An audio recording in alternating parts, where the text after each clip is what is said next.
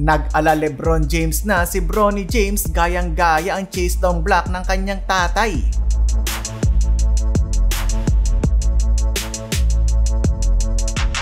Eto na mga idol, sasabak na sa kanilang preseason game ang Los Angeles Lakers ngayong season. Eto din ang inaabangang preseason debut ni Bronny James. Yun nga lang, ayon sa balita ay hindi maglalaro si LeBron James at AD, pero ayon kay Coach JJ Redick ay lalaro naman ang dalawa this week. Opening quarter, kinakalawang ang Los Angeles Lakers, mintes sa kanilang unang 4 na attempt sa 3-point line. Pasok naman ang unang tira ni Naz Reid. Nakabawi ang Lakers na kalimang sunod na puntos mula sa layup ni D'Lo at 3-pointer ni Max Christie. 3 minuto na lang ang nalalabi sa unang quarter ay hindi pa nasisilayan sa loob ng court ang anak ni LeBron. Samantala ang bagong salta sa Timberwolves, Donte DiVincenzo, pumakita ng highlight reverse layup. Medyo malamya ang depensa ng Lakers mga idol, lumamang tuloy ng double figure ang Minnesota. Talagang walang minutong ibinigay si Coach Redick dito kay Bronny James. End ng quarter, 36-23 lamang ang Timberwolves. Second quarter, ayun na, sa wakas pinasok na din si Bronny James para nag-aalala kaagad ang kanyang tatay na si LeBron. Pero nag-ala LeBron kaagad etong si Bronny with the chase down block mga idol.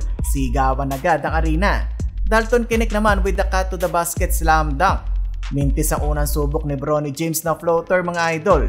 8-minute mark, eto na naman si Bronny with another block shot. Ganda pa ng kanyang assist sa open na si Rui Hachimura. Nagka-momentum ang LA mga idol, pasok pa ang 3-pointer ni Austin Reeves. Paba sa single digit ang lamang ng Minnesota, 58-49. Pinangunahan ni AR-15 ng Lakers kung saan kumamada siya ng 10 puntos. Third quarter, nagtulungan na sina Reeves, Christie at Dalton Knecht na ibaba nila sa 6 na lang ang kalamangan ng kalaban. Huling 3 minuto ng quarter, nag-init pa mga idol si Gabe Vincent, tumikada ng 3, 84-83, isa na lang ang hinahabol ng Lakers. Bago mag-end ng quarter, naka-steal ang player ng Wolves sabay one-handed dunk, napatayo doon ang bench ng Minnesota. 95-88, taghabol pa din ng Lakers. Fourth period mga idol, nagbabalik na naman sa loob ng court si Bronny. Agad naman napapalakpak ang kanyang tatay sa ginawang play nila Bronny. Gandang bounce pass. Ganda rin ang ginawa doon ni Jalen Hood-Schifino. Napatayo naman si LeBron sa ginawang poster dunk ni Dalton Knecht. Wala nang 1 minuto ang natitira, sa wakas nakashoot din si Bronny mga idol. Sigawan ng arena sa anak ni LeBron. Final score 124-107, bigo ang Lakers sa kanilang unang preseason game. Bronny James meron lamang 2 puntos, 3 blocks, 1 rebound at 1 assist.